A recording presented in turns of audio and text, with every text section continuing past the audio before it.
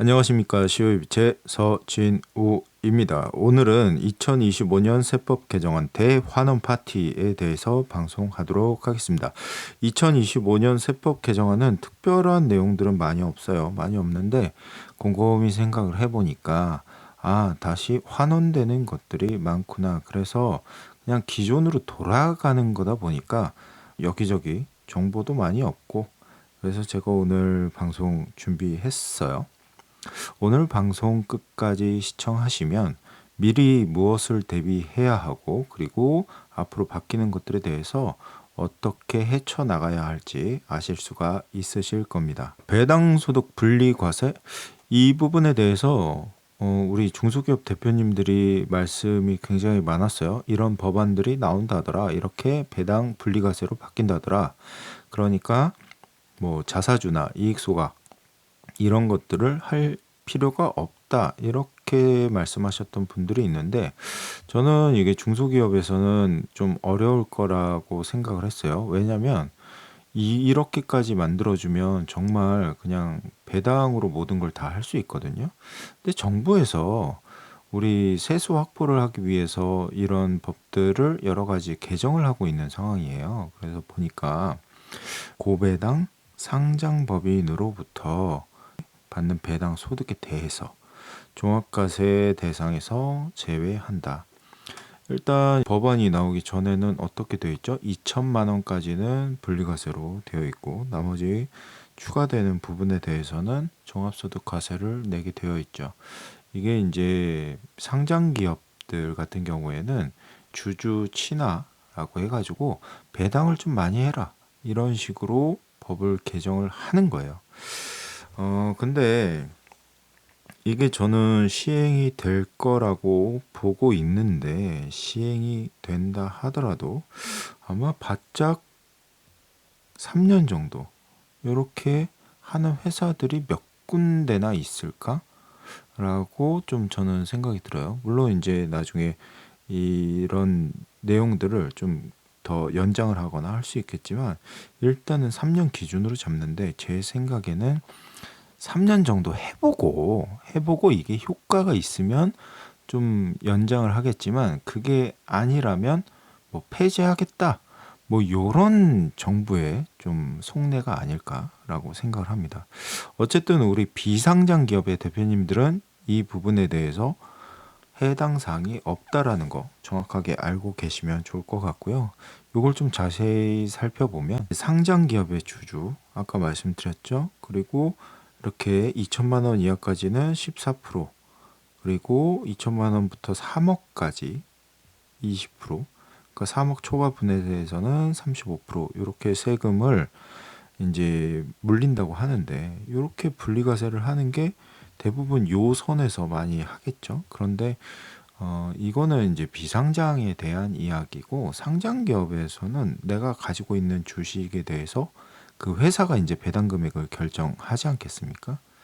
그래서 요거는 상장 기업이기 때문에 우리 비상장 기업 대표님들한테는 크게 해당 사항이 없다라는 거. 물론 이제 운영하시는 회사 중에서 상장 기업을 가지고 계시는 대표님들도 계시겠지만, 제 방송을 보시는 분들은, 그런 분들은 그렇게 많지 않잖아요. 그러니까 그냥 이거는 완전히 확정되고 나서 제가 다시 한번 방송하도록 하겠습니다.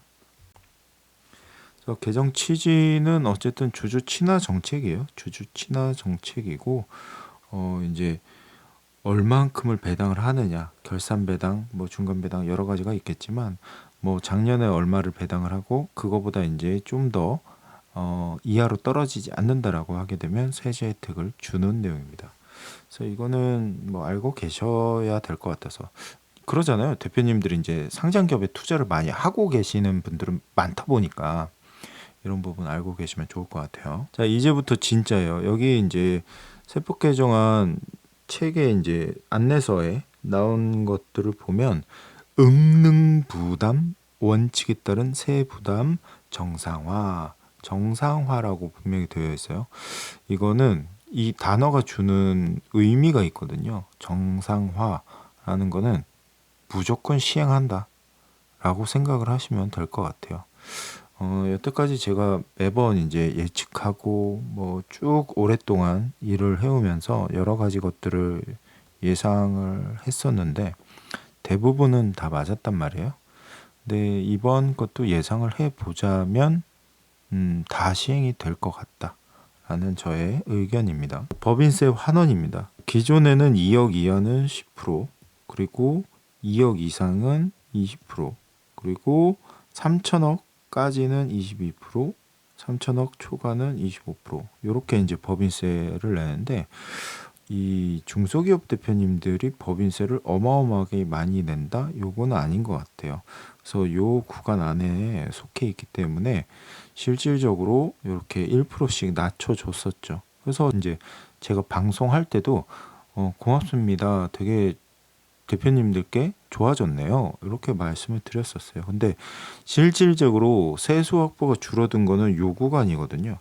그래서 요 구간을 다시 이제 살리고자 1%씩 이렇게 올리는 겁니다. 올린다?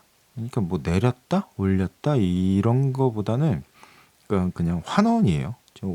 계속 지금 환원에 대한 이야기를 할 건데 실질적으로 내용을 좀 보면 다시 법인세율을 상향 조정하겠다라는 거고, 이제 부동산 임대법인 같은 경우에는 이제 성실 신고 대상 법인이 많죠. 그래서 보통 이제 특수관계자들이 이제 50% 이상 보유를 하고 있다 보니까 이런 법인들은 또 임대 수익에 대해서 또 법인세를 내잖아요. 그래서 20%까지 이렇게 다시 올리는 겁니다. 개정 취지는 당연히 정말 그 세수 확보를 위해서요. 세수 확보를 위한 거는 저는 바람직하다라고 생각을 하는데, 내렸던 거를 이렇게 빠르게 이렇게 환원할 줄은 몰랐죠. 환원할 줄은 몰랐고요. 자, 그리고 증권거래세도 환원입니다. 이것도 투자하시는 대표님들이 많기 때문에 증권거래세 환원에 대해서 이제 좀 확인을 하셔야 될 것 같고요. 비상장 기업은 그냥 없어요. 그냥 0.35% 똑같습니다. 그래서 이런 것들도 알고 계셔야 될 것 같아요. 코스피, 코스닥 이렇게 다시 환원입니다. 환원. 기존에 이제 투자를 많이 하셨던 대표님들 같은 경우에는 환원을 싫어하시겠죠. 싫어하시는데 그래도 다시 돌아온다. 그러면 세금 얼마 정도 내겠구나. 이런 거 다 기본적으로 본인들이 제일 잘 알고 계시겠죠. 이것 또한 이제 증권거래세율이 이제 코스피, 코스닥 요 부분에 대해서 바뀌는 거다. 이렇게 알고 계시면 될 것 같습니다. 그러면 이렇게 증권거래세를 올리면 이제 시장 활성화에 영향이 문제가 생기는 거 아니냐라고 하는데, 이것 또한 제가 볼 때는 좀 시행을 해보고 결정을 할 것 같아요. 일단 시행을 해보고, 그렇다고 이게 증권거래세가 줄었다고 엄청나게 주식거래가 활발해졌느냐? 뭐 그런 것도 아니거든요, 사실. 그래서 이런 부분에 따라서 이제 금투세 이제 안 하기로 했었잖아요.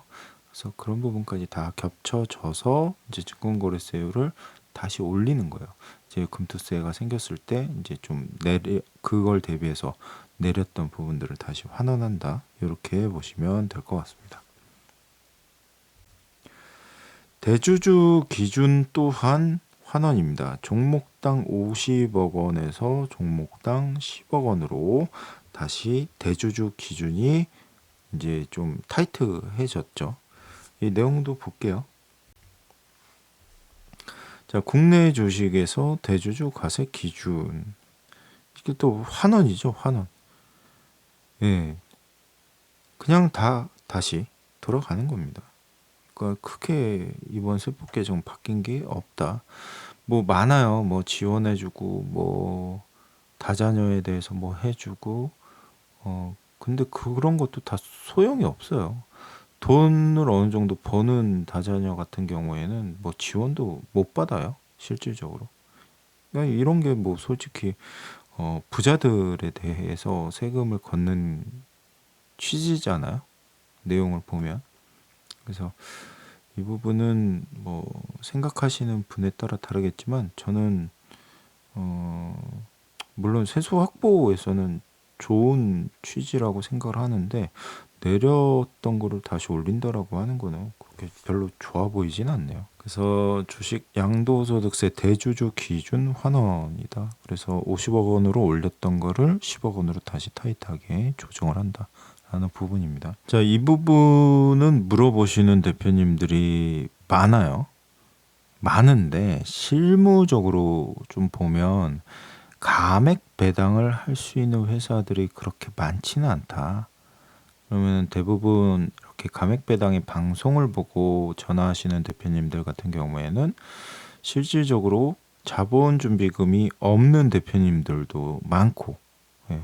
그러니까 요 자본준비금이 이제 자본잉여금인데 요게 이제 잉여금이라고만 이렇게 좀 보시고 전화 오시는 분들이 많은데 요거 아니고요.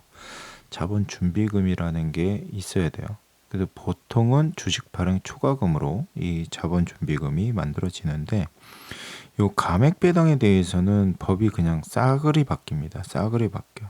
그래서 처음에 양도가액이 있고 취득가액이 있다라고 하면 요 부분에 대해서 이제 어떤 뭐 세금이나 이런 것들이 없었는데 이제 취득가액을 이제 조정하는 내용이에요. 취득가액을 조정한다. 그러면 이게 조정하는 게 왜 조정을 하냐?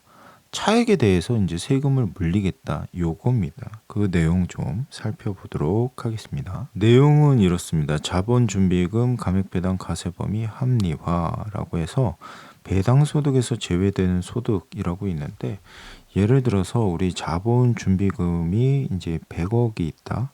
그러면 우리 주주가 50% 주주가 1명, 그 다음에 5% 주주가 10명 이렇게 있다라고 하면 요거 100억을 감액 배당을 받게 되면 이 50% 주주는 50억을 배당을 받는데 세금이 없다.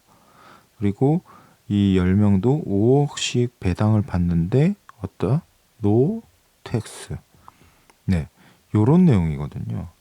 그런데 이제 과세 제외 범위 조정을 한다. 대주주 등의 경우 보유한 주식의 취득가액까지 제외한다. 취득가액 초과분은 배당소득세를 과세하겠다.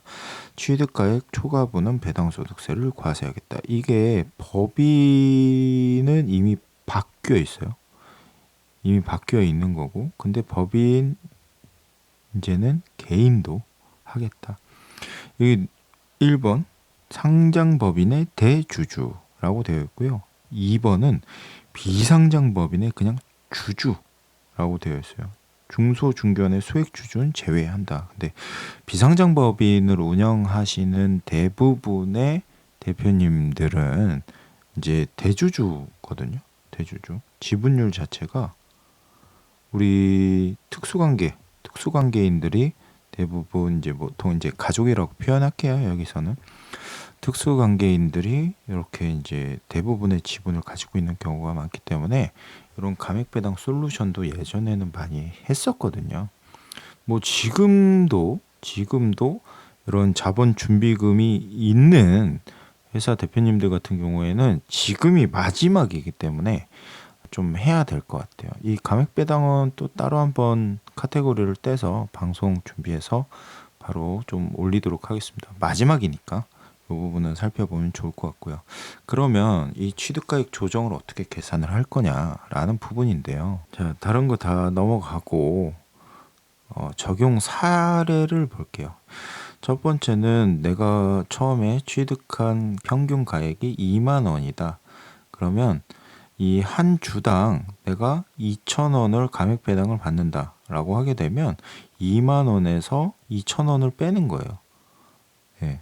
2,000원을 빼고 조정이 되는데 요게 평균 취득가액이 18,000원이 되는 거죠. 그런데 요게 누가 더 크죠? 취득가액이 더 크잖아요. 그러니까 요런 부분들은 세금이 없다. 라는 부분이에요. 그리고 두 번째는 이제 취득가액이 1,000원이었다. 근데 감액배당 받는 게 2,000원이다. 라고 하게 되면 여기서 취득가액 그 다음에 여기서 2,000원을 빼겠죠. 그러면 이제 취득가액이 0원이 되는 거예요. 그래서 초과분이 생기잖아요. 여기서 남잖아요. 0.1 빼기 0. 이거 산수인데. 그러면은 0.1이 남잖아요. 그죠? 요거에 대해서는 과세를 한다라는 거예요. 어떤 세금? 배당소득세. 예, 배당소득세를 과세를 하는 거예요.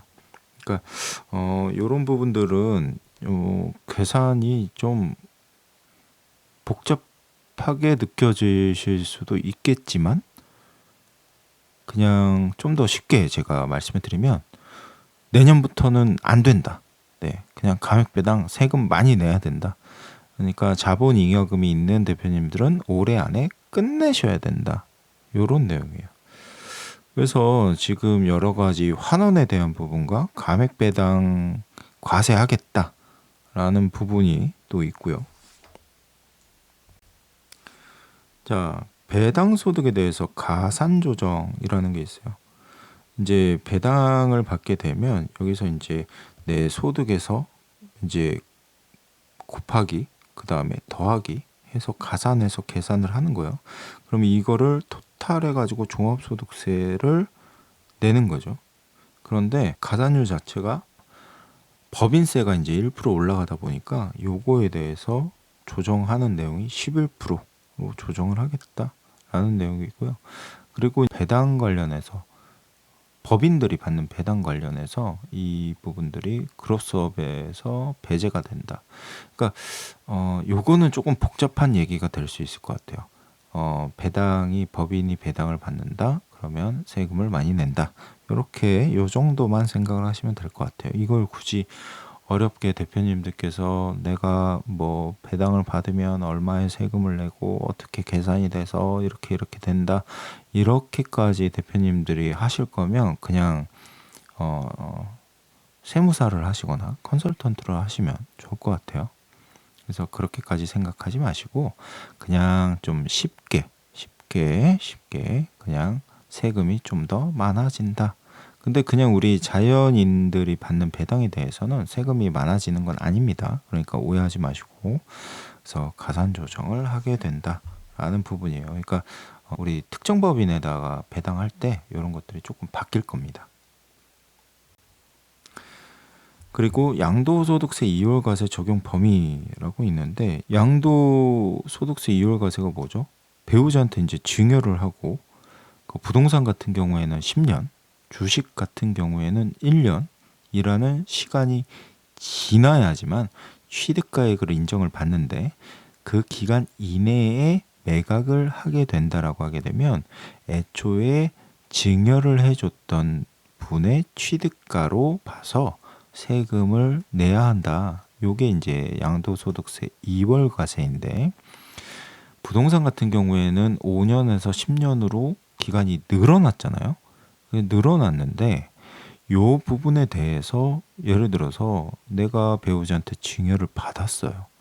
받았는데 배우자가 6억가 발생을 했다라고 하게 되면 그래도 양도소득세 2월과세를 계속 적용을 할 거냐 하는 게 좀 불합리한 상황이었거든요. 그 이제 배우자가 6억가 발생해서 내가 이걸 팔아가지고 세금을 내야 되는데 배우자가 살해생전에 취득한 그 가액을 가지고 세금을 내야 한다. 굉장히 불리하죠. 그래서 배우자의 사망으로 혼인관계가 소멸된 경우에는 요 2월과세 요 부분에 대해서 이제 기간이 지나지 않아도 취득가액을 인정을 받을 수 있다. 요런 내용으로 좀 좋게 바뀌는 겁니다.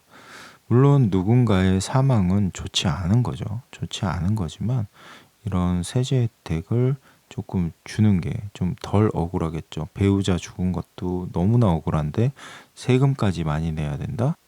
그래서 이런 것들을 좀 조정을 해주는 게 있죠. 제가 오늘 말씀드리는 그런 여러 가지 환원이나 올라가고 뭐 세금을 더 내야 되고 이런 내용도 있지만 세법 개정안 전체 내용을 살펴보면 이렇게 국민들에게 해주는 것들이 좀 더 늘어나기는 해요. 늘어나긴 하는데 우리 중소기업 대표님들한테 뭐 고용에 관련된 부분들은 제외하고 대부분이 이제 해당 사항이 없다 보니까 제가 이런 것들만 좀 추려서 말씀드리는 거고요. 그래서 이제 죽는다라고 하게 되면 2월 과세 적용을 안 받는다라고 생각을 하시면 되겠습니다. 그래서 좀 더 자세히 설명드리고 싶지만 누군가 죽는 얘기는 좀 별로 하고 싶지 않네요.